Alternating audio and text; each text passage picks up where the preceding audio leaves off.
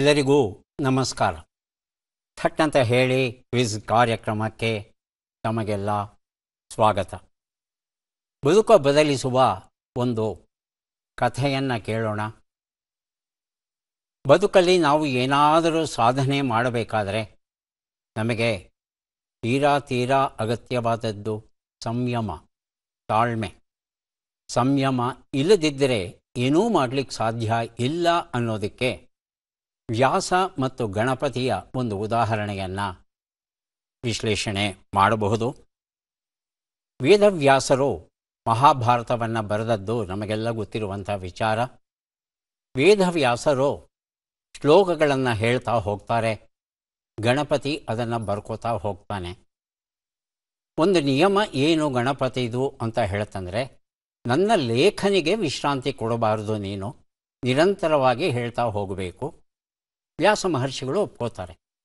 ಹಾಗೆಯೇ ವ್ಯಾಸ ಮಹರ್ಷಿಗಳು ಒಂದು ಷರತ್ತನ್ನು ಹಾಕ್ತಾರೆ, ನಾನು ಹೇಳುವ ಎಲ್ಲ ಶ್ಲೋಕಗಳನ್ನು ಅರ್ಥ ಮಾಡಿಕೊಂಡೇ ನೀನು ಬರೀಬೇಕು. ಅದಕ್ಕೆ ಗಣಪತಿಯೂ ಒಪ್ಕೋತಾರೆ. ಹೀಗೆ ಮಹಾಭಾರತದ 1,00,000 ಶ್ಲೋಕಗಳನ್ನು ವ್ಯಾಸ ಮಹರ್ಷಿಗಳು ಹೇಳುವಾಗ ಅದನ್ನೆಲ್ಲ ಬಹಳ ಕರಾರುವಾಕ್ಕಾಗಿ ಗಣಪತಿ ಬರ್ಕೊಂಡು ಆಗುತ್ತೆ. ಕೊನೆಗೆ ವೇದವ್ಯಾಸರು ಹೇಳ್ತಾರಂತೆ, ವಿಘ್ನೇಶ್ವರ, ನಿನ್ನ ಲೇಖನಿ ಇವತ್ತು ಧನ್ಯವಾಯಿತು ಅಂತ ಅನಿಸುತ್ತೆ.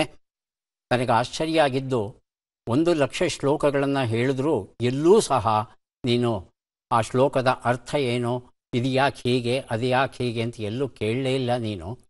ಆದರೆ ನಾನು ಮಾತ್ರ ಮಾತಾಡ್ತಾನೇ ಇದ್ದೆ. ನೀನು ಒಂದೇ ಒಂದು ಮಾತಾಡಲಿಲ್ವಲ್ಲ, ಇದು ನನಗೆ ಆಶ್ಚರ್ಯವಾಯಿತು.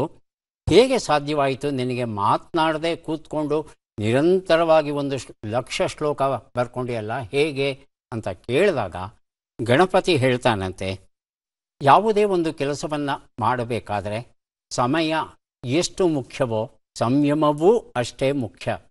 ಒಂದು ವೇಳೆ ನಾನೇನಾದರೂ ಆ ಕತೆ ಯಾಕೆ, ಈ ಕತೆ ಹೀಗೆ, ಇದು ಹೀಗಿರಬಾರ್ದ ಹಾಗಿರಬಾರ್ದ ಅಂತ ಕೇಳ್ತಾ ಹೋಗಿದ್ರೆ ಅದು ಸಂಪೂರ್ಣ ವ್ಯಾಸಭಾರತ ಆಗೋದಕ್ಕೆ ಸಾಧ್ಯವೇ ಆಗ್ತಿರಲಿಲ್ಲ. ಅದಕ್ಕಿಂತಲೂ ಮುಖ್ಯವಾಗಿ ಅದು ನನ್ನ ಕೆಲಸ ಅಲ್ಲ. ನನ್ನ ಕೆಲಸ ಏನು, ಬರ್ಕೊಳ್ಳೋದಷ್ಟೇ. ಅದರಲ್ಲೂ ನೀನು ಹೇಳುವ ಎಲ್ಲ ಶ್ಲೋಕಗಳು ನನಗೆ ಅರ್ಥವಾದವು. ಆದರೆ ಕೂಟ ಶ್ಲೋಕಗಳು ಅನ್ನೋದನ್ನು ನೀನು ಏನು ಹೇಳ್ತಾ ಇದ್ದೆ ಅದನ್ನು ಯೋಚನೆ ಮಾಡೋದಕ್ಕೆ ನನಗೆ ಸ್ವಲ್ಪ ಸಮಯ ಬೇಕಾಗಿತ್ತು. ಆ ಸಮಯದಲ್ಲೇ ನೀನು ಕಥಾಹಂದರವನ್ನು ಮನಸ್ಸಲ್ಲಿ ರೂಪಿಸ್ಕೊಳ್ತಾ ಇದ್ದದ್ದೂ ನನಗೆ ಗೊತ್ತಿತ್ತು. ಹಾಗಾಗಿ ಇಬ್ಬರ ಕೆಲಸವೂ ಭಾರತವನ್ನು ಬರೆದು ಮುಗಿಸೋದೇ ಮೂಲ ಆಗಿದ್ದ ಕಾರಣ ಅನಗತ್ಯ ಮಾತುಗಳಿಗೆ ನೀವು ಅವಕಾಶ ಕೊಡಲಿಲ್ಲ, ನಾನು ಕೊಡಲಿಲ್ಲ ಅನ್ನೋ ಮಾತನ್ನು ಗಣಪತಿ ಹೇಳ್ತಾನಂತೆ. ಹಾಗಾಗಿ ಯಾವುದೇ ಕೆಲಸವನ್ನು ಮಾಡುವಾಗ ಕೆಲಸಕ್ಕೆ ಬಾರದ ಅನಗತ್ಯ ಮಾತುಗಳನ್ನು ಆಡ್ತಾ ಸಮಯವನ್ನು ವ್ಯರ್ಥ ಮಾಡದೆ ಮಾಡುವ ಕೆಲಸದ ಮೇಲೆ 100% ಗಮನವನ್ನು ಇಡಬೇಕು ಅಂತ ಹೇಳ್ತಾರೆ ಗಣಪತಿ. ಕಾರ್ಯಕ್ರಮವನ್ನು ಆರಂಭಿಸ್ತಾ ಇದ್ದೇವೆ. ಸ್ಪರ್ಧಿಗಳ ಪರಿಚಯ. ಮೊದಲ ಸ್ಪರ್ಧಿ. ಎಲ್ಲರಿಗೂ ನಮಸ್ಕಾರ.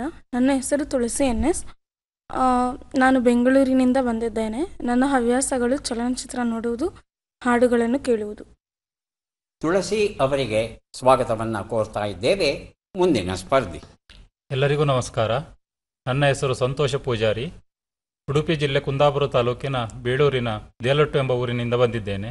ಮರವಂತೆ ಬಡಕೆರೆ ವ್ಯವಸಾಯ ಸೇವಾ ಸಹಕಾರಿ ಸಂಘದಲ್ಲಿ ಉದ್ಯೋಗಿಯಾಗಿದ್ದೇನೆ. ನನ್ನ ಹವ್ಯಾಸ ಯಕ್ಷಗಾನ ನೋಡುವುದು, ಚಾರಣ, ಪ್ರವಾಸ. ಸಂತೋಷ್ ಅವರಿಗೆ ಸ್ವಾಗತವನ್ನು ಕೋರ್ತಾ ಇದ್ದೇವೆ. ಮುಂದಿನ ಸ್ಪರ್ಧಿ. ನಮಸ್ತೆ, ನನ್ನ ಹೆಸರು ಪ್ರಮೀಳಾ. ನಾನು ಬನಶಂಕರಿಯಿಂದ ಬಂದಿರೋದು. ನಾನು ರಾಷ್ಟ್ರೋತ್ತಮ ವಿದ್ಯಾಕೇಂದ್ರ ಬನಶಂಕರಿ ವಿಭಾಗದಲ್ಲಿ ಶಿಕ್ಷಕಿಯ ಕೆಲಸ ಮಾಡ್ತಾ ಇದ್ದೀನಿ. ನನ್ನ ಹವ್ಯಾಸಗಳು ಸಂಗೀತ ಕೇಳೋದು, ಜೊತೆಗೆ ಪದಬಂಧ ಬಿಡಿಸೋದು. ಪ್ರಮೀಳಾ ಅವರಿಗೆ ಸ್ವಾಗತವನ್ನು ಕೋರ್ತಾ ಇದ್ದೇವೆ. ಮೂವರು ಸಿದ್ಧವಾಗಿದ್ದರೆ ಕಾರ್ಯಕ್ರಮ ಆರಂಭಿಸೋಣ. ಮೊದಲಿಗೆ ನಿಯಮಗಳನ್ನು ಒಂದು ಸಲ ನೋಡಿಬಿಡೋಣ. ಒಟ್ಟು 10 ಪ್ರಶ್ನೆಗಳು. ಮೊದಲು ಬಜರ್ ಒತ್ತಿದವರಿಗೆ ಉತ್ತರ ನೀಡುವ ಅವಕಾಶ. ಪ್ರತಿ ಸರಿ ಉತ್ತರಕ್ಕೆ ಒಂದು ಪುಸ್ತಕ ಬಹುಮಾನ. ಆಯ್ಕೆಗಳು ಬರುವ ಮೊದಲೇ ಬಜರ್ ಒತ್ತಿ ಸರಿ ಉತ್ತರ ನೀಡಿದರೆ 2 ಪುಸ್ತಕ ಬಹುಮಾನ. 100 ಅಂಕ ಗಳಿಸಿದವರಿಗೆ ಒಂದು ಪುಸ್ತಕ ವಿಶೇಷ ಬಹುಮಾನ. ನಕಾರಾತ್ಮಕ ತಂತ್ರಗಳಿಗೆ ಅವಕಾಶವಿಲ್ಲ. ಇಂದಿನ ಕಾರ್ಯಕ್ರಮದಲ್ಲಿ ನಾವು ಕೊಡುವ ಎಲ್ಲ ಪುಸ್ತಕಗಳನ್ನು ನಮಗೆ ಕೊಟ್ಟಿದ್ದಾರೆ ದಕ್ಷಿಣ ಆಫ್ರಿಕಾ ನೈರೋಬಿ ಕೀನ್ಯಾ ಪ್ರಾಂತ್ಯದ ಆರ್.ಕೆ. ಶಿರೂರ್ ಅವರು ಅವರಿಗೆ ಕೃತಜ್ಞತೆಗಳನ್ನು ಸಲ್ಲಿಸುತ್ತಾ ಕಾರ್ಯಕ್ರಮದ ಮೊದಲ ಪುಸ್ತಕ ಮೊದಲ ಪ್ರಶ್ನೆಯನ್ನು ಈಗ ನೋಡೋಣ. ಜಯರಾಮಾಚಾರಿ ಬರೆದ ಕಿಲಿಗ್ ಎನ್ನುವ ಕಾದಂಬರಿ ನಮ್ಮ ಪ್ರಶ್ನೆ. ಮೊದಲ ಪ್ರಶ್ನೆ ಈಗ ಬಂತು. ಕರ್ನಾಟಕದ ಯಾವ ಜಿಲ್ಲೆಯಲ್ಲಿ ಲಿಥಿಯಂ ನಿಕ್ಷೇಪ ಪತ್ತೆಯಾಗಿದೆ? ಆಯ್ಕೆಗಳನ್ನು ನೋಡೋಣ. ರಾಯಚೂರು, ಮಂಡ್ಯ, ಶಿವಮೊಗ್ಗ, ಬಳ್ಳಾರಿ. ಮೊದಲಿಗೆ ತುಳಸಿ, ಆನಂತರ ಪ್ರಮೀಳ. ಶಿವಮೊಗ್ಗ. ಪ್ರಮೀಳ ರಾಯಚೂರು. ಉತ್ತರವನ್ನು ನೋಡೋಣ. ಆದರೆ ಸರಿಯಾದ ಉತ್ತರ ಮಂಡ್ಯ ಆಗಿತ್ತು. ಈ ಉತ್ತರವನ್ನು ಯಾರೂ ಕೊಟ್ಟಿಲ್ಲ. ಮಂಡ್ಯ ಜಿಲ್ಲೆಯಲ್ಲಿ ಮಾರ್ಲಗಲ್ಲ ಅಂತ ಕರೀತಾರಂತೆ. ಅಲ್ಲಿ 1600 ಟನ್ ಲಿಥಿಯಂ ಸಿಗುತ್ತೆ ಅನ್ನೋ ಮಾಹಿತಿಯನ್ನು ಇತ್ತೀಚೆಗಷ್ಟೇ ರಾಜ್ಯಸಭೆಯಲ್ಲಿ ನೀಡಲಾಯಿತು. ಈ ಲಿಥಿಯಂ ನಮಗೆಲ್ಲ ಗೊತ್ತಿರೋ ಹಾಗೆ ಬ್ಯಾಟರಿಗಳ ತಯಾರಿಕೆಯಲ್ಲಿ ಬಹಳ ಮುಖ್ಯವಾಗಿ ಬೇಕಾಗಿರುವಂಥ ವಸ್ತು. ನಮ್ಮ ಕರ್ನಾಟಕದಲ್ಲಿ ಮಂಡ್ಯದ ಜೊತೆ ಯಾದಗಿರಿಯಲ್ಲೂ ಸಹ ಸಾಕಷ್ಟು ಲಿಥಿಯಂ ದೊರೆಯುತ್ತೆ ಅನ್ನೋ ಮಾಹಿತಿ ನಮಗೆ ಗೊತ್ತಾಗಿದೆ. ಆದರೆ ಅತ್ಯಂತ ಹೆಚ್ಚಿನ ಪ್ರಮಾಣದ ಲಿಥಿಯಂ ಇರೋದು ಜಾರ್ಖಂಡ್ ರಾಜ್ಯದಲ್ಲಿ ಅನ್ನೋದನ್ನು ಪ್ರಾಸಂಗಿಕವಾಗಿ ಇಲ್ಲಿ ನಾವು ನೆನಪಿಸಿಕೊಳ್ಳಬಹುದು. ಸ್ವಾಸ್ಥ್ಯ ಚಿಂತನ ಎನ್ನುವ ಪುಸ್ತಕ ಡಾಕ್ಟರ್ ಗಿರಿಧರ ಕಜೆ ಅವರೊಂದಿಗೆ ಸಂದರ್ಶನವನ್ನು ಮಾಡಿದ್ದಾರೆ ಕೊರ್ಗಿ ಶಂಕರನಾರಾಯಣ ಉಪಾಧ್ಯಾಯ ಅವರು. ನಮ್ಮ ಪ್ರಶ್ನೆ: ರಾಷ್ಟ್ರೀಯ ಶೈಕ್ಷಣಿಕ ಸಂಶೋಧನೆ ಮತ್ತು ತರಬೇತಿ ಮಂಡಳಿ NCERT ಕರ್ನಾಟಕದ ಯಾವ ಮಹಿಳೆಯ ಕಥೆಯನ್ನು ಪಠ್ಯಪುಸ್ತಕದಲ್ಲಿ ಸೇರಿಸಲಿದೆ? ಆಯ್ಕೆಗಳನ್ನು ನೋಡೋಣ. ರಾಣಿ ಅಬ್ಬಕ್ಕ, ಅಕ್ಕ ಮಹಾದೇವಿ, ರಾಣಿ ಚೆನ್ನಭೈರಾದೇವಿ, ಕಿತ್ತೂರು ಚೆನ್ನಮ್ಮ. ಮೊದಲಿಗೆ ತುಳಸಿ, ಆನಂತರ ಸಂತೋಷ್. ಅಕ್ಕ ಮಹಾದೇವಿ. ಆಯ್ಕೆ 2 ಸಂತೋಷ್. ರಾಣಿ ಅಬ್ಬಕ್ಕ ಆಯ್ಕೆ 1. ಉತ್ತರವನ್ನು ನೋಡೋಣ. ರಾಣಿ ಅಬ್ಬಕ್ಕ ಉತ್ತರ ಸರಿಯಾಗಿದೆ. ಸಂತೋಷ್ ಈ ಉತ್ತರ ಕೊಟ್ಟಿದ್ದಾರೆ. ಸ್ವಾಸ್ಥ್ಯ ಚಿಂತನ ಎನ್ನುವ ಪುಸ್ತಕವನ್ನು ಅವರಿಗೆ ಕೊಟ್ಟಿದ್ದೇವೆ. 7ನೇ ತರಗತಿಯ ಪಠ್ಯಪುಸ್ತಕದಲ್ಲಿ ರಾಣಿ ಅಬ್ಬಕ್ಕ ಅವರ ಕಥೆಯನ್ನು ಮುದ್ರಣ ಮಾಡ್ತಾ ಇದ್ದಾರಂತೆ. ವಿದೇಶೀಯರನ್ನು ಸೋಲಿಸಿದ ಮೊದಲ ಭಾರತೀಯ ರಾಣಿ ಅಬ್ಬಕ್ಕ ದೇವಿ. ಪೋರ್ಚುಗೀಸರನ್ನು ಸೋಲಿಸಿದ ಕಥೆ ನಮಗೆಲ್ಲ ಗೊತ್ತಿರುವಂಥದ್ದೇ. ಆದರೆ ಭಾರತದಲ್ಲಿ ಇರುವ ಎಲ್ಲರಿಗೂ ಈ ಕಥೆ, ಮುಖ್ಯವಾಗಿ ಮುಂದಿನ ಜನಾಂಗಕ್ಕೆ ಈ ಕಥೆ ಗೊತ್ತಾಗಬೇಕು ಅನ್ನೋದಾದರೆ ಅದನ್ನು ವಿದ್ಯಾರ್ಥಿಗಳ ಪಠ್ಯದಲ್ಲಿ ಸೇರಿಸೋದು ಬಹಳ ಒಳ್ಳೆಯದು. ಆ ಕೆಲಸವನ್ನು NCERT ಈಗ ಮಾಡ್ತಾ ಇದೆ. ಮುಂದಿನ ಪುಸ್ತಕ ಆವಿಷ್ಕಾರದ ಅವಾಂತರ, ಯಮುನಾ ಮೂರ್ತಿ ಬರೆದಿರುವಂಥದ್ದು ನಮ್ಮ ಪ್ರಶ್ನೆ. 1857ರ ಪ್ರಥಮ ಭಾರತೀಯ ಸ್ವಾತಂತ್ರ್ಯ ಸಂಗ್ರಾಮವು ಬ್ರಿಟಿಷರ ಮೇಲೆ ಯಾವ ಪರಿಣಾಮವನ್ನು ಬೀರಿತು? ಆಯ್ಕೆಗಳನ್ನು ನೋಡೋಣ. ಔರಂಗಜೇಬನಿಗೆ ಮರಳಿ ಸಿಂಹಾಸನ, ಅಂತಹ ಪರಿಣಾಮವನ್ನೇನೂ ಬೀರಲಿಲ್ಲ. ಬ್ರಿಟಿಷ್ ಮತ್ತು ಫ್ರೆಂಚ್ ಒಪ್ಪಂದ, ಕಂಪನಿ ಪ್ರಭುತ್ವದಿಂದ ರಾಜಪ್ರಭುತ್ವ. ಮೊದಲಿಗೆ ತುಳಸಿ, ಆನಂತರ ಸಂತೋಷ್. ಆಯ್ಕೆ 3 ಬ್ರಿಟಿಷ್ ಮತ್ತು ಫ್ರೆಂಚ್ ಒಪ್ಪಂದ. ಆಯ್ಕೆ 1 ಔರಂಗಜೇಬನಿಗೆ ಮರಳಿ ಸಿಂಹಾಸನವನ್ನು ಕೊಟ್ಟರು ಅಂತ ತಾವು ಹೇಳ್ತಾ ಇದ್ದೀರಿ. ಉತ್ತರವನ್ನು ನೋಡೋಣ. ಆದರೆ ಸರಿಯಾದ ಉತ್ತರ ಕಂಪನಿ ಪ್ರಭುತ್ವದಿಂದ ರಾಜಪ್ರಭುತ್ವ ಭಾರತದಲ್ಲಿ ಬಂತು. ಸ್ವಾತಂತ್ರ್ಯ ಸಂಗ್ರಾಮ ಆಗೋವರೆಗೂ ಭಾರತದಲ್ಲಿ ಯಾರು ಬ್ರಿಟಿಷರಿದ್ದರು ಅವರೆಲ್ಲ ಈಸ್ಟ್ ಇಂಡಿಯಾ ಕಂಪನಿಗೆ ಸೇರಿದವರು. ಹಾಗಾಗಿ ಒಂದು ಲೆಕ್ಕದಲ್ಲಿ ಖಾಸಗಿ ಸಂಸ್ಥೆ ಅಂತ ಹೇಳಿದರೆ ತಪ್ಪಾಗಲಾರದು. ಆದರೆ ಯಾವಾಗ ಅವರು ಈ ಸ್ವಾತಂತ್ರ್ಯ ಹೋರಾಟ ಸಂಗ್ರಾಮವನ್ನು ನಿಯಂತ್ರಿಸುವುದಕ್ಕೆ ವಿಫಲರಾದರೋ ಆಗ ಬ್ರಿಟನ್ನಿನ ರಾಣಿ ಹೇಳ್ತಾಳೆ, ನೀವು ಅಲ್ಲಿ ಆಡಳಿತ ನಡೆಸಿದ್ದು ಸಾಕು, ನೀವು ವಾಪಸ್ಸು ಬನ್ನಿ. ನೇರವಾಗಿ ಬ್ರಿಟನ್ ತನ್ನ ಆಡಳಿತವನ್ನು ಅಲ್ಲಿ ನಡೆಸುತ್ತೆ ಅಂತ ಹೇಳಿ ಈಸ್ಟ್ ಇಂಡಿಯಾ ಕಂಪನಿಯನ್ನು ವಾಪಸ್ ತಗೊಂಡು ನೇರವಾಗಿ ಬ್ರಿಟಿಷ್ ರಾಜಪ್ರಭುತ್ವವೇ ಭಾರತದಲ್ಲಿ ಆಡಳಿತವನ್ನು ನಡೆಸೋದಕ್ಕೆ ಶುರು ಮಾಡುತ್ತೆ. ಇದು ತುಂಬ ತುಂಬ ತುಂಬ ಮುಖ್ಯವಾದದ್ದು. ಗವರ್ನಮೆಂಟ್ ಆಫ್ ಇಂಡಿಯಾ ಆ್ಯಕ್ಟ್ ಅಂತ ಒಂದು ಹೊಸ ಕಾನೂನನ್ನೇ ರಚಿಸ್ತಾರೆ. ಗವರ್ನಮೆಂಟ್ ಇಂಡಿಯಾ ಆ್ಯಕ್ಟ್ 1857ರಲ್ಲಿ ಕ್ರಾಂತಿ ನಡೆಯುತ್ತೆ. ಮೊದಲ ಸ್ವಾತಂತ್ರ್ಯ ಹೋರಾಟ 58ರಲ್ಲಿ ಹೊಸ ಕಾನೂನು ಬಂದು ಬ್ರಿಟನ್ ನೇರವಾಗಿ ಆಳ್ವಿಕೆಯನ್ನು ಆರಂಭಿಸುತ್ತೆ. ಮುಂದಿನ ಪುಸ್ತಕ ಮತ್ತು ಪ್ರಶ್ನೆಯನ್ನು ನೋಡೋಣ. ಬೆಂಗಳೂರು ಮಾಫಿಯಾ, ಪ್ರೇಮಶೇಖರ್ ಬರೆದ ಕಥೆಗಳ ಪುಸ್ತಕ. ನಮ್ಮ ಪ್ರಶ್ನೆ: ಭಾರತದ ಮೊದಲ 3D ಮುದ್ರಿತ ಅಂಚೆ ಕಚೇರಿ ಎಲ್ಲಿದೆ? ಆಯ್ಕೆಗಳನ್ನು ನೋಡೋಣ. ಚಂಡೀಗಢ, ಪುಣೆ, ಬೆಂಗಳೂರು, ಹೈದರಾಬಾದ್. ಮೊದಲಿಗೆ ತುಳಸಿ, ಆನಂತರ ಸಂತೋಷ್. ಬೆಂಗಳೂರು ಆಯ್ಕೆ 3. ಸಂತೋಷ್ ಆಯ್ಕೆ 1 ಚಂಡೀಗಢ. ಆಯ್ಕೆ 1 ಚಂಡೀಗಢ. ಉತ್ತರವನ್ನು ನೋಡೋಣ. ಬೆಂಗಳೂರು ಎನ್ನುವ ಉತ್ತರ ಸರಿಯಾಗಿದೆ. ಬೆಂಗಳೂರು ಮಾಫಿಯಾ ಈ ಒಂದು ಪುಸ್ತಕವನ್ನು ತುಳಸಿ ಅವರಿಗೆ ಕೊಟ್ಟಿದ್ದೇವೆ. ಏನಿದು 3D ಮುದ್ರಿತ ಅಂಚೆ ಕಚೇರಿ ಅಂದರೆ ಏನು? ಈಗ ಒಂದು ಕಟ್ಟಡವನ್ನು ಕಟ್ಟಬೇಕಾದರೆ ಪಾಯ ಹಾಕ್ತೇವೆ, ಕಲ್ಲುಗಳ ಪಾಯದ ಮೇಲೆ ಇಟಿಕೆಗಳನ್ನು ಕಟ್ತೇವೆ, ಇವೆಲ್ಲ ಗೊತ್ತು. ಕಿಟಕಿ ಬಾಗಿಲು ಎಲ್ಲ ಇಟ್ಟು ಮಾಡ್ತೇವೆ. ಇದಕ್ಕೆಲ್ಲ ಸಾಕಷ್ಟು ಸಮಯ ಬೇಕು. ಸರಿಸುಮಾರು 1 ವರ್ಷ ಬೇಕು ಒಂದು ಕಾಂಕ್ರೀಟ್ ಕಟ್ಟಡವನ್ನು ಕಟ್ಟಬೇಕಾದ್ರೆ. ಆದರೆ ಅಷ್ಟು ಸಮಯ ಇಲ್ಲ ಅನ್ನೋ ಸಂದರ್ಭದಲ್ಲಿ ಹೇಗೆ ಕಟ್ಟೋದು? ಈಗ 3D ಮುದ್ರಿತ ದೊಡ್ಡ ದೊಡ್ಡ ಗೋಡೆಗಳು ಸಿಗುತ್ತೆ.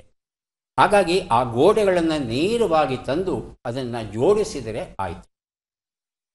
ಈ ರೀತಿ ಮೊದಲ ಒಂದು ಪ್ರಯೋಗ, ಒಂದು ಅಂಚೆ ಕಚೇರಿಯನ್ನು ಬೆಂಗಳೂರಲ್ಲಿ ನಿರ್ಮಿಸಿದ್ರಂತೆ. ಅಲ್ಸೂರ್ ಬಜಾರಲ್ಲಿ ಇರತಕ್ಕಂಥ ಕೇಂಬ್ರಿಡ್ಜ್ ಲೇಔಟ್ ಅನ್ನೋ ಪ್ರದೇಶದಲ್ಲಿ 43 ದಿನಗಳ ಅವಧಿಯಲ್ಲಿ ಹೀಗೆ ಪೂರ್ವ ನಿರ್ಮಿತ ಕಾಂಕ್ರೀಟ್ ಗೋಡೆಗಳನ್ನು ತಂದು ಅದರಿಂದ ಒಂದು ಸೊಗಸಾದ ಕಟ್ಟಡವನ್ನು ಸುಮಾರು 1000 ಚದರ ಅಡಿ ಅಷ್ಟು ವಿಸ್ತಾರಣವಾಗಿರ್ತಕ್ಕಂಥ ಒಂದು ಅಂಚೆ ಕಚೇರಿಯನ್ನು ಕಟ್ಟಿಕೊಟ್ಟಿದೆಯಂತೆ. ಲಾರ್ಸನ್ ಅಂಡ್ ಟೂಬ್ರೋ ಸಂಸ್ಥೆ ಈ ಒಂದು ಪೂರ್ವ ನಿರ್ಮಿತ ಗೋಡೆಗಳನ್ನು ನಿರ್ಮಿಸಿ ತಂದು ಇಲ್ಲಿ ಮಾಡಿದೆ. ಆದರೆ ಈ ತಂತ್ರಜ್ಞಾನದ ಮೂಲ ಸಂಶೋಧನೆಯನ್ನು ಮಾಡಿದವರು IIT ಮದ್ರಾಸ್ ಅವರು. ಇದು ಆಗಸ್ಟ್ 18, 2023ರಲ್ಲಿ ಈ ತಂತ್ರಜ್ಞಾನವನ್ನು ಬಳಸಿಕೊಂಡು ಲಾರ್ಸನ್ ಅಂಡ್ ಟೂಬ್ರೋ ಬೆಂಗಳೂರಲ್ಲಿ ಈ ಅಂಚೆ ಕಚೇರಿಯನ್ನು ನಿರ್ಮಿಸಿದೆ. ಮುಂದಿನ ಪುಸ್ತಕ ವಿದ್ವಾನ್ ರಾಭಾ ಹಾಸಣಿಗೆಯವರ ವೇದ ಕಾಲದ ವಿದ್ಯಾವತಿಯರು ಎನ್ನುವ ಪುಸ್ತಕ. ಸಂಪಾದಕರು HR ಅಮರನಾಥ್. ನಮ್ಮ ಪ್ರಶ್ನೆ: ಬಿಟ್ಟಕ್ಷರಗಳನ್ನು ತುಂಬಿ. ತೆ, ಬಾ, ಚಿ, ಉ, ರು.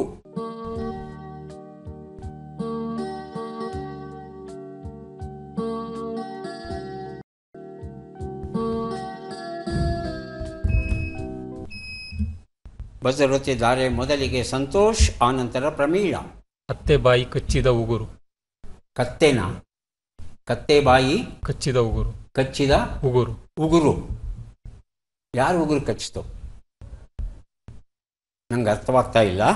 ಪ್ರಮೀಳಾ? ಮತ್ತೆ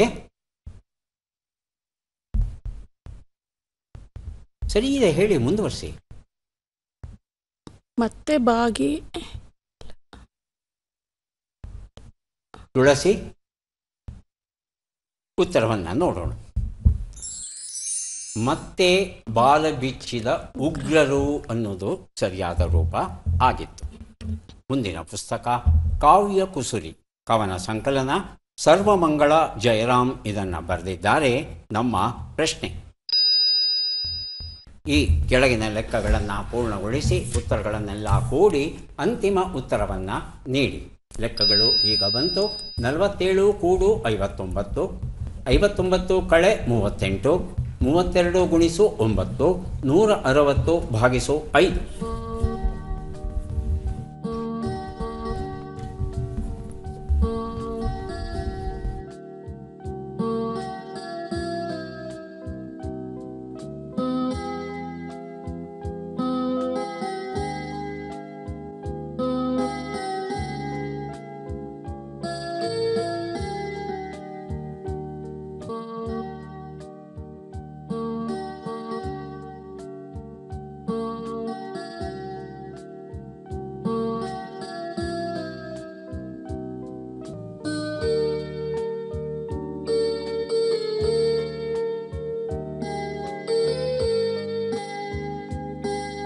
ಮೊದಲಿಗೆ ತುಳಸಿ, ಆನಂತರ ಸಂತೋಷ್.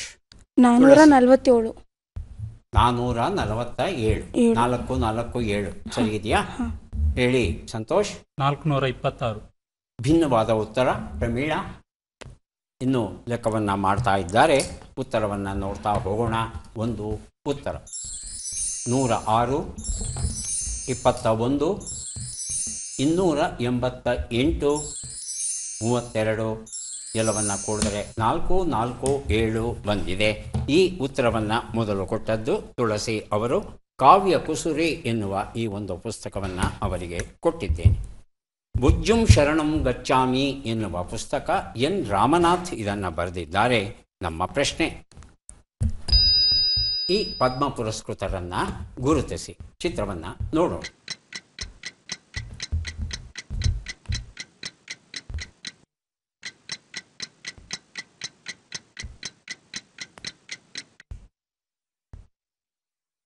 ಆಯ್ಕೆಗಳನ್ನು ನೋಡೋಣ.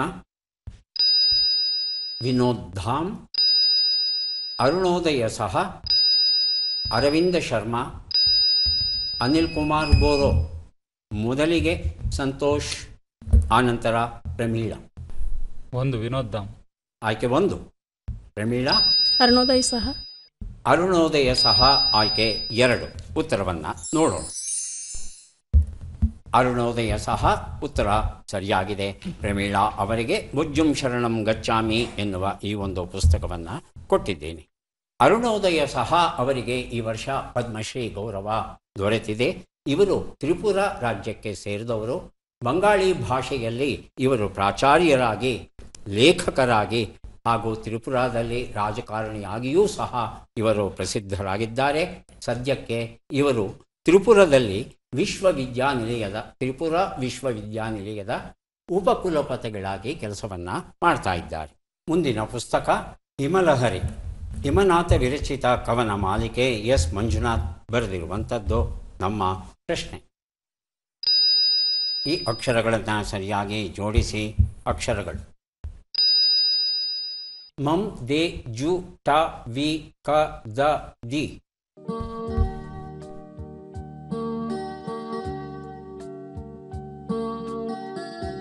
ಬಜರ್ ಒತ್ತಿದ್ದಾರೆ ಸಂತೋಷ್ ಮತ್ತು ಪ್ರಮೀಳಾ. ಹೇಳಿ ಸಂತೋಷ್. ದಟ್ಟ ಮಂಜು ಕವಿದಿದೆ. ಹೌದಾ ಪ್ರಮೀಳಾ? ಹೌದು ಸರ್. ತುಳಸಿ ಗೊತ್ತಿಲ್ಲ. ಉತ್ತರವನ್ನು ನೋಡು. ದಟ್ಟ ಮಂಜು ಕವಿದಿದೆ ಉತ್ತರ ಸರಿಯಾಗಿದೆ. ಹಿಮಲಹರಿ ಎನ್ನುವ ಈ ಒಂದು ಪುಸ್ತಕವನ್ನು ಸಂತೋಷ್ ಅವರಿಗೆ ಕೊಟ್ಟಿದ್ದೇನೆ. ಮುಂದೆ 3 ಪುಸ್ತಕಗಳನ್ನು ಕೊಡೋದಕ್ಕೆ ನಾವು ಸಿದ್ಧವಾಗ್ತಾ ಇದ್ದೇವೆ. ಪದಬಂಧ ಬಂದಿದೆ. ಸುಳುಹುಗಳನ್ನು ನೋಡೋಣ.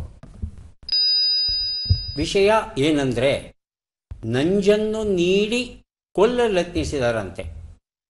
ಪಾಷಾಣವಲ್ಲ, ಅಲಂಕರಿಸುವುದು ಆಷಾಢ ಇಚ್ಛೆ.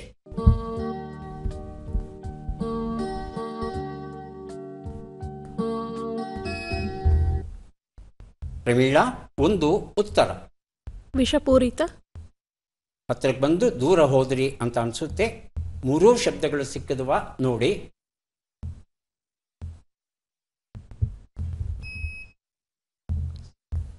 ಸಂತೋಷ್. ವಿಷಪ್ರಾಶನ. ಉತ್ತರವನ್ನು ನೋಡೋಣ. ವಿಷಪ್ರಾಶನ ಸರಿಯಾದ ಉತ್ತರ. ಸಂತೋಷ್ ಈ ಉತ್ತರ ಕೊಟ್ಟಿದ್ದಾರೆ. ಏಕಾಂಗಿ ಕವಯಿತ್ರಿಯ ಪ್ರವಾಸದ ಡೈರಿ ಎನ್ನುವ ಪುಸ್ತಕ ಡಾಕ್ಟರ್ ಶಾಂತಾ ನಾಗರಾಜ್ ಸಂಪಾದಿಸಿರುವಂಥದ್ದು.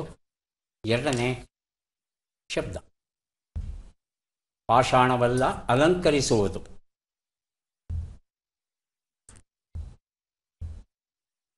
ಪ್ರಮೀಳಾ ಮತ್ತು ತುಳಸಿ ತಾವು ಪ್ರಯತ್ನಿಸಬಹುದು ಉತ್ತರ ಕೊಡೋದಕ್ಕೆ. ತುಳಸಿ ತಾವು ಪ್ರಯತ್ನಿಸಬಹುದು 2ನೇದಕ್ಕೆ. ಉತ್ತರವನ್ನು ನೋಡೋಣ. ಭೂಷಣ. 3 ಉತ್ತರ ಬಜರುತ್ತಿದ್ದಾರೆ ಸಂತೋಷ್. ಆಶಯ. ಉತ್ತರವನ್ನು ನೋಡೋಣ. ಆಶಯ ಉತ್ತರ ಸರಿಯಾಗಿದೆ. ಶ್ರೀರಂಗ ಮಹಾತ್ಮೆ ಎನ್ನುವ ಒಂದು ಪುಸ್ತಕವನ್ನು ಕೊಟ್ಟಿದ್ದೇನೆ ಸಂತೋಷ್ ಅವರಿಗೆ. ಈಗ ನಾವು ಬಂದಿದ್ದೇವೆ ಕಾರ್ಯಕ್ರಮದ ಕೊನೆಯ ಘಟ್ಟಕ್ಕೆ. ಚಟ್ಪಟ್ ಚಿನ್ಕುರುಳಿ 5 ಪ್ರಶ್ನೆಗಳು. ಮೊದಲ ಅವಕಾಶ ತುಳಸಿ ಅವರಿಗೆ. ತಲೆಗೆ ಹತ್ತು ಎಂಬ ನುಡಿಗಟ್ಟಿನ ಅರ್ಥವೇನು? ಅರ್ಥವಾಗು ಮತ್ತು ಹೆಚ್ಚಾಗು. ಅರ್ಥವಾಗು. ಮುಂದಿನ ಪ್ರಶ್ನೆ.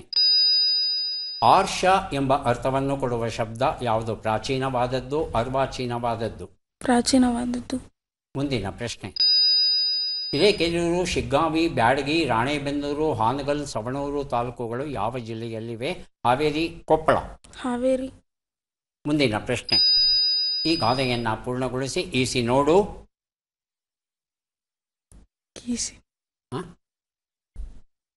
ಮುಂದಿನ ಪ್ರಶ್ನೆ. ಈ ಒಗಟನ್ನು ಬಿಡಿಸಿ. ಆಳುದ್ದ ಮರ, ಮಾರುದ್ದ ಎಲೆ, ಗೇಣುದ್ದ ಕಾಯಿ. ಕೂದಲು. ಯಾವುದು? ಕೂದಲು. ಉತ್ತರವನ್ನು ನೋಡ್ತಾ ಹೋಗೋಣ. ಒಂದು ಉತ್ತರ. ತಲೆಗೆ ಹತ್ತು, ಅರ್ಥವಾಗು ಸರಿಯಾದ ಉತ್ತರ ಕೊಟ್ಟಿದ್ದೀರಿ. ಎರಡನೇ ಪ್ರಶ್ನೆಗೆ ಉತ್ತರ ಆರ್ಷ, ಪ್ರಾಚೀನವಾದದ್ದು ಸರಿಯಾದ ಉತ್ತರ. ಮೂರನೇ ಪ್ರಶ್ನೆಗೆ ಉತ್ತರ ಹಾವೇರಿ ಸರಿಯಾಗಿದೆ. ನಾಲ್ಕನೇ ಪ್ರಶ್ನೆಗೆ ಉತ್ತರ ಈಸಿ ನೋಡು, ಇದ್ದು ಜಯಿಸಿ ನೋಡು, ಇದು ಸರಿಯಾದ ರೂಪ. ಐದನೇ ಪ್ರಶ್ನೆಗೆ ಉತ್ತರ ಇದು ಬಾಳೆ ಗಿಡದ ವರ್ಣನೆ ಆಗಿತ್ತು. ಮೂರು ಪ್ರಶ್ನೆಗೆ ತಾವು ಸರಿಯಾದ ಉತ್ತರ ಕೊಟ್ಟಿದ್ದೀರಿ. ಹಾಗಾಗಿ 3 ಪುಸ್ತಕಗಳನ್ನು ತಮಗೆ ಕೊಡ್ತಾ ಇದ್ದೇವೆ. ಸಂತೋಷ್, ಸಿದ್ಧವಾಗಿದ್ದರೆ ಪ್ರಶ್ನೆಗಳನ್ನು ಆರಂಭಿಸ್ತೇವೆ. ಮೊದಲ ಪ್ರಶ್ನೆ. ತಲೆದೂಗು ಎಂಬ ನುಡಿಗಟ್ಟಿನ ಅರ್ಥವೇನು? ತೂಕಡಿಸು, ಮೆಚ್ಚುಗೆ ಸೂಸು. ಮೆಚ್ಚುಗೆ ಸೂಸು. ಮುಂದಿನ ಪ್ರಶ್ನೆ. ಬಾಣಗಳನ್ನಿಡುವ ಚೀಲ ಎಂಬ ಅರ್ಥವನ್ನು ಕೊಡುವ ಶಬ್ದ ಯಾವುದು? ಮುಚ್ಚಳಿಕೆ, ಬತ್ತಳಿಕೆ? ಬತ್ತಳಿಕೆ. ಮುಂದಿನ ಪ್ರಶ್ನೆ. ಕಾರ್ಕಳ, ಕುಂದಾಪುರ ತಾಲೂಕುಗಳು ಯಾವ ಜಿಲ್ಲೆಯಲ್ಲಿವೆ? ದಕ್ಷಿಣ ಕನ್ನಡ, ಉಡುಪಿ? ಉಡುಪಿ. ಈ ಗಾದೆಯನ್ನು ಪೂರ್ಣಗೊಳಿಸಿ. ಉಂಡಮನೆಯ ಜಂತಿ. ಎಣಿಸಿದ. ಐದನೇ ಪ್ರಶ್ನೆ. ಈ ಒಗಟನ್ನು ಬಿಡಿಸಿ. ಹಳ್ಳಿ ಹುಡುಗಿರು ತಲೆಗೆ ಎಣ್ಣೆ ಇಲ್ಲ ಅಂತ ಕಿರ್ರೋ ಮರ್ರೋ ಅಳ್ತಾ ಹೋಯ್ತಾವ್ರೆ. ಗಾಣ. ಗಾಣ. ಗಾಣ. ಎತ್ತಿನ ಗಾಡಿ. ಎತ್ತಿನ ಗಾಡಿಯ ಗಾಣವ? ಎತ್ತಿನ ಗಾಡಿ. ಎತ್ತಿನ ಗಾಡಿ. ಉತ್ತರವನ್ನು ನೋಡ್ತಾ ಹೋಗೋಣ. ಒಂದು ಉತ್ತರ ತಲೆದೂಗು, ಮೆಚ್ಚುಗೆ ಸೂಸು ಸರಿಯಾಗಿದೆ. ಎರಡನೇ ಪ್ರಶ್ನೆಗೆ ಉತ್ತರ ಬತ್ತಳಿಕೆ ಸರಿಯಾಗಿದೆ. ಮೂರನೇ ಪ್ರಶ್ನೆಗೆ ಉತ್ತರ ಉಡುಪಿ ಸರಿಯಾಗಿದೆ. ನಾಲ್ಕನೇ ಪ್ರಶ್ನೆಗೆ ಉತ್ತರ ಉಂಡಮನೆಯ ಜಂತಿ ಎಣಿಸಬಾರದು. ತಾವೇನು ಹೇಳಿದ್ರಿ? ಎಣಿಸಿದ. ಎಣಿಸಿ. ಎಣಿಸಿದ. ಎಣಿಸಿದ ಹಾಗೆ. ಉತ್ತರ ಸರಿ ಅಂತ ಸ್ವೀಕರಿಸೋಣ. ಐದನೇ ಪ್ರಶ್ನೆಗೆ ಉತ್ತರ ಎತ್ತಿನ ಗಾಡಿಯ ಚಕ್ರಗಳು ಸರಿಯಾಗಿದೆ. ಎಷ್ಟು ಪುಸ್ತಕ ಕೊಡಬೇಕು? 5. 5. 5ಕ್ಕೆ 5 ಸರಿ ಉತ್ತರ ಕೊಟ್ಟಿರೋ ಕಾರಣ ತಮಗೆ 5 ಪುಸ್ತಕಗಳನ್ನು ಇದ್ದೆ. ಈಗ ಪ್ರಮೀಳಾ ಅವರಿಗೆ ಅವಕಾಶ ಬರ್ತಾ ಇದೆ. ಸಿದ್ಧವಾಗಿದ್ದರೆ ಪ್ರಶ್ನೆಗಳನ್ನು ಆರಂಭಿಸ್ತೇವೆ. ಮೊದಲ ಪ್ರಶ್ನೆ. ಗಾಳಿಗೆ ತೂರು ಎಂಬ ನುಡಿಗಟ್ಟಿನ ಅರ್ಥವೇನು? ಪುರಸ್ಕರಿಸು, ನಿರ್ಲಕ್ಷಿಸು? ನಿರ್ಲಕ್ಷಿಸು. ಮುಂದಿನ ಪ್ರಶ್ನೆ. ಆಪ ಎಂಬ ಅರ್ಥವನ್ನು ಕೊಡುವ ಶಬ್ದ ಯಾವುದು? ನೀರು, ಗಾಳಿ? ನೀರು. ಗಂಗಾವತಿ, ಕುಷ್ಟಗಿ, ಸಿಂಧನೂರು, ಯಲಬುರ್ಗಾ ತಾಲೂಕುಗಳು ಯಾವ ಜಿಲ್ಲೆಯಲ್ಲಿವೆ? ಕೊಪ್ಪಳ, ಹಾವೇರಿ? ಕೊಪ್ಪಳ. ಮುಂದಿನ ಪ್ರಶ್ನೆ. ಈ ಗಾದೆಯನ್ನು ಪೂರ್ಣಗೊಳಿಸಿ. ಉಂಡ ದಿನವೇ ಉಗಾದಿ ಹಬ್ಬ. ಉಂಡ ದಿನವೇ ಉಗಾದಿ ಹಬ್ಬ ಆಚರಿಸು. ಮುಂದಿನ ಪ್ರಶ್ನೆ. ಈ ಒಗಟನ್ನು ಬಿಡಿಸಿ. ಎದೆಯ ಮೇಲೆ ಬಾಯಿ, ಕೈಯನ್ನು ನುಂಗಿವೆ, ತಲೆಯ ಮೇಲೆ ಬಾಲ, ಹೊಟ್ಟೆಯಲ್ಲಿ ಹಲ್ಲು, ನಾನು ಯಾರು? ಉತ್ತರವನ್ನು ನೋಡ್ತಾ ಹೋಗೋಣ. ಒಂದು ಉತ್ತರ ಗಾಳಿಗೆ ತೂರು, ನಿರ್ಲಕ್ಷಿಸು ಸರಿಯಾಗಿದೆ. ಎರಡನೇ ಪ್ರಶ್ನೆಗೆ ಉತ್ತರ ನೀರು ಸರಿಯಾಗಿದೆ. ಮೂರನೇ ಪ್ರಶ್ನೆಗೆ ಉತ್ತರ ಕೊಪ್ಪಳ ಸರಿಯಾಗಿದೆ. ನಾಲ್ಕನೇ ಪ್ರಶ್ನೆಗೆ ಉತ್ತರ ಉಂಡ ದಿನವೇ ಉಗಾದಿ, ಮಿಂದ ದಿನವೇ ದೀಪಾವಳಿ. ಬಡವರ ಮನೆಯ ಬದುಕನ್ನು ಬಹಳ ಸಶಕ್ತವಾಗಿ ಕಟ್ಟಿಕೊಡ್ತಾ ಇದೆ ಈ ಗಾದೆ ಮಾತು. ಐದನೇ ಪ್ರಶ್ನೆಗೆ ಉತ್ತರ ಇದು ಬೀಗದ ವರ್ಣನೆ ಆಗಿತ್ತು. 3 ಪ್ರಶ್ನೆಗಳಿಗೆ ತಾವು ಸರಿಯಾದ ಉತ್ತರ ಕೊಟ್ಟಿದ್ದೀರಿ. ಹಾಗಾಗಿ 3 ಪುಸ್ತಕಗಳನ್ನು ತಮಗೆ ಕೊಡ್ತಾ ಇದ್ದೇವೆ. ಯಾರಿಗೆ ಎಷ್ಟು ಪುಸ್ತಕ ಬಂದಿದೆ ಅದನ್ನು ನೋಡುವ ಕ್ಷಣ ಈಗ ಬಂತು. ಮೊದಲಿಗೆ ತುಳಸಿ ಅವರಿಗೆ 3, 2, 5 ಪುಸ್ತಕಗಳನ್ನು ಕೊಡ್ತಾ ಇದ್ದೇವೆ. ದಯವಿಟ್ಟು ಪುಸ್ತಕಗಳನ್ನು ಸ್ವೀಕರಿಸಿ. ತುಳಸಿ ಅವರಿಗೆ 5 ಪುಸ್ತಕಗಳು ಸಿಗ್ತಾ ಇವೆ. ಪುಸ್ತಕಗಳನ್ನು ಸ್ವೀಕರಿಸಿ. ಅಭಿನಂದನೆಗಳು.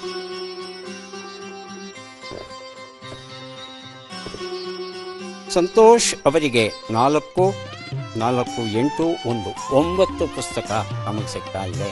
ಅಭಿನಂದನೆಗಳು.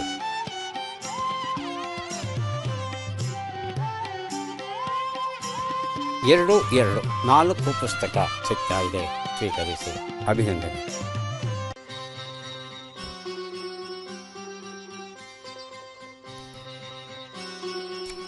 ಛದ್ಮವೇಷ, ಕೆಮೋಫ್ಲೇಜ್ ಅಂದ ಕೂಡಲೇ ನಮಗೆ ಊಸರವಳ್ಳಿಯ ನೆನಪು ಬರುತ್ತೆ.